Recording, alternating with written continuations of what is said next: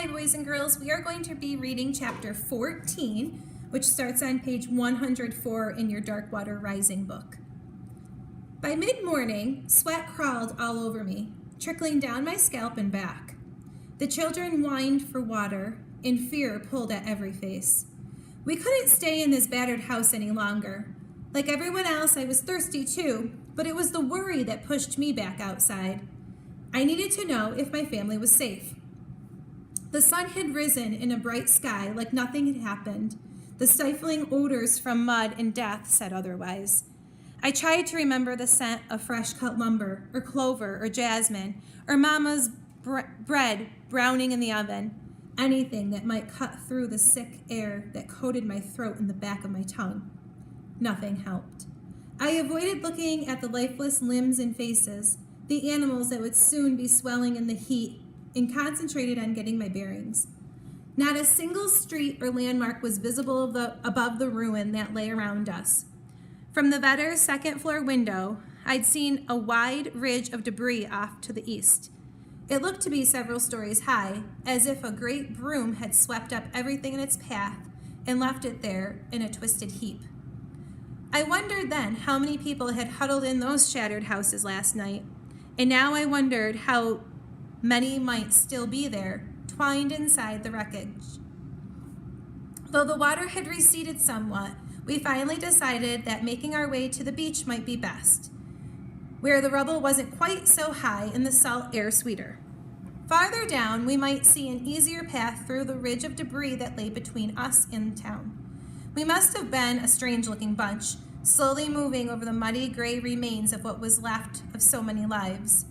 Captain Munn had gathered up his pants with a piece of cording, like a kid in his big brother's hand-me-downs, and Mrs. Longenu, holding little Tom, walked beside her husband with the back of her dress pulled up over her bare shoulders, shredded underskirts rustling behind her in the breeze. All the Vedders still wore their woolen bathing suits except for Jacob. He didn't complain, but he developed a permanent scowl at having to face the world in his sister's petticoat. The rest of us, the Masons and Columns, Private Billing, Josiah, and I, took turns carrying Francesca, Catherine, and her kitten, following along in our tattered and grimy clothing.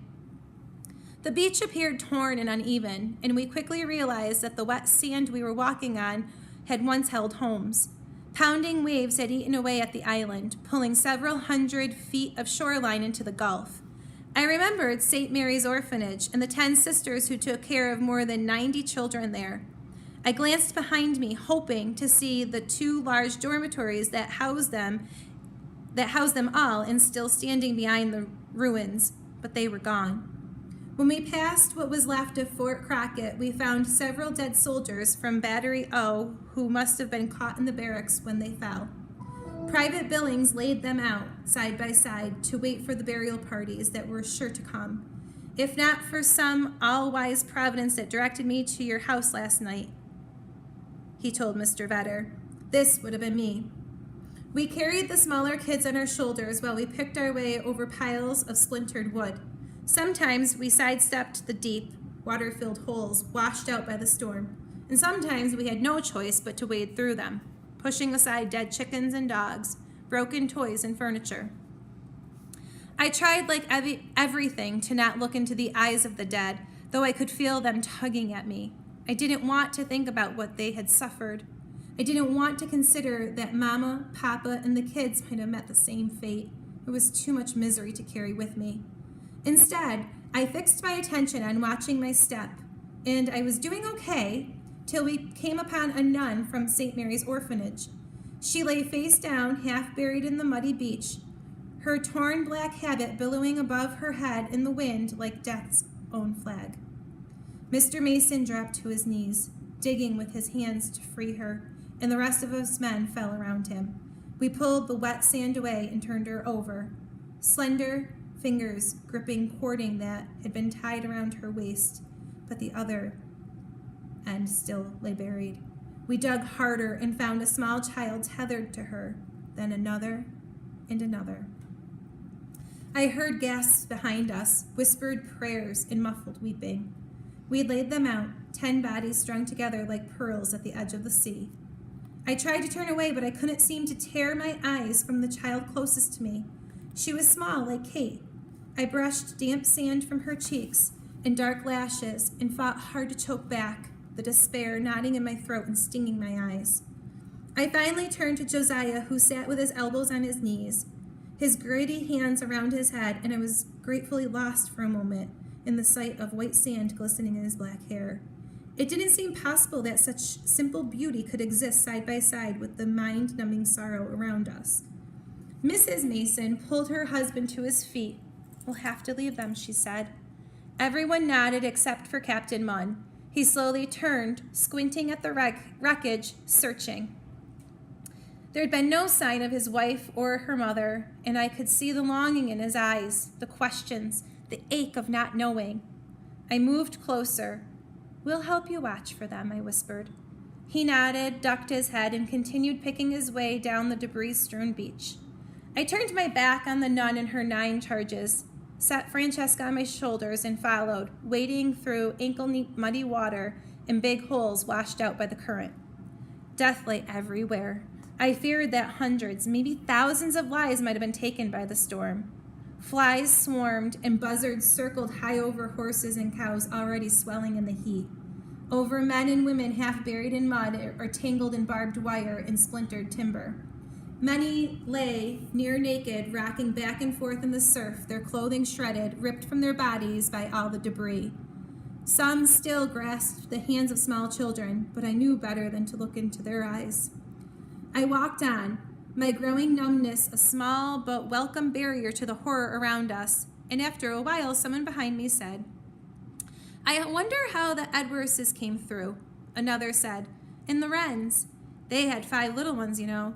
No one answered. "Do you think Captain Miner could have gotten out in time?" Mrs. Collum asked. "He lived so close to the beach, and he was all alone with his family in Virginia for the summer." And then, as if she already knew the answer, she added, "He felt so safe inside that concrete wall he'd built around his place."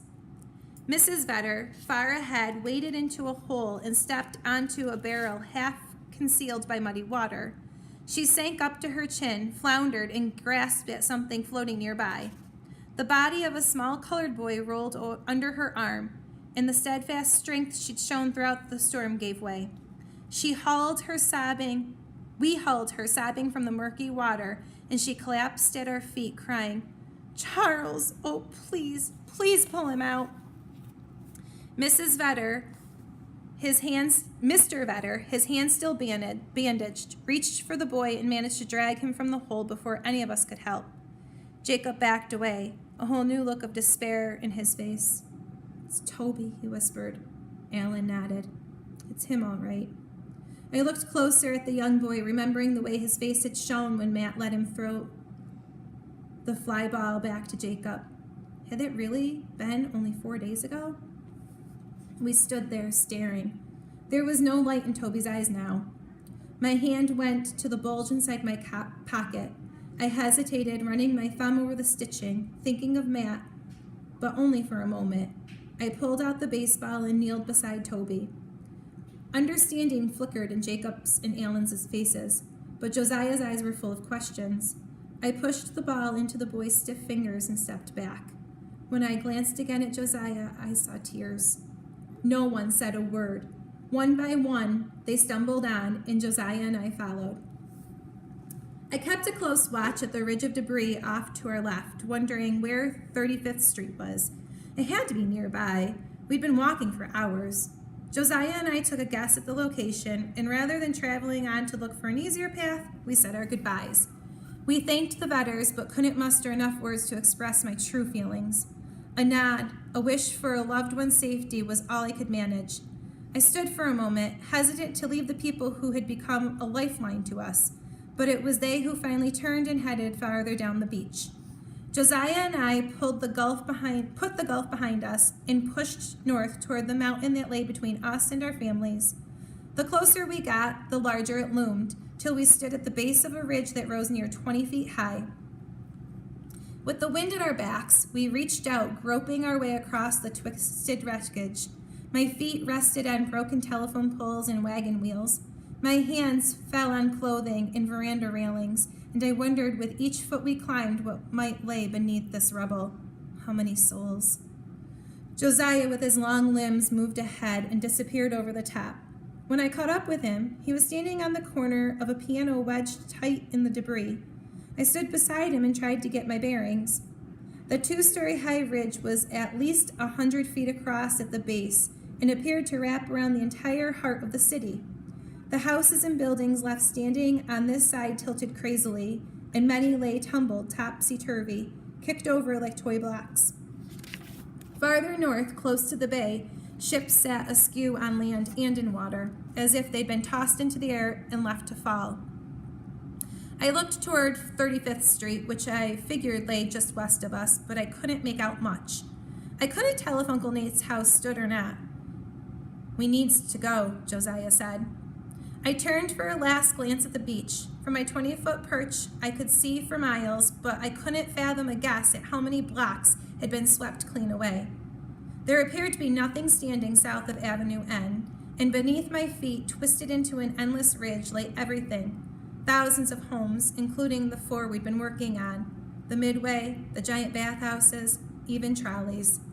Turning my back on the impossible sight, I contemplated a path down, past a sharp slate and splintered wood. Wind whipped at the torn clothing around my feet and twisted around my ears. Then I heard something else. My heart thumped. A voice? Josiah must have heard it too, because he stopped and turned to look at me. The weak cry came again, but this time I made out the words. "Can you hear me?" it asked. A girl's voice. I looked beneath my feet and in the horror of what might be swelled inside me like another storm. "She be under us," Josiah whispered, dropping to his knees. I knelt beside him. "Where are you?" I called, then closed my eyes and listened closely. "Here," she said weakly. "I can see your leg." Her breathy voice sounded parched and raspy. I searched the jagged dark openings around me, frantic for a glimpse of her, but couldn't see far enough inside. I began tugging, jerking, ripping at twisted lumber, pulling out dead kittens and broken mirrors, tree limbs and table legs, sending it all tumbling down the ridge. Josiah worked beside me, adding his strength to mine, but large timbers lay twined so tight, finally nothing would budge. It would take dozens of saws to get through it, and time, perhaps more time than she had. I fell back, and Josiah did too, his face streaked with tears and sweat. I hung my head, and for a moment my whole body shook with sobs. When I caught my breath, I felt the weight of Josiah's hand on my shoulder. He put a finger to his lips. "Listen," he whispered. "Please, mister, don't cry," the girl pleaded. "I just want to give you my name." I leaned over the narrow crack, searching the dark for a movement, just one glimpse of her face. "We'll get help," I called. "I don't want to die without someone knowing my name." I shoved my hand in the crack, pushing, straining, desperate to touch her. "We'll find saws. We'll get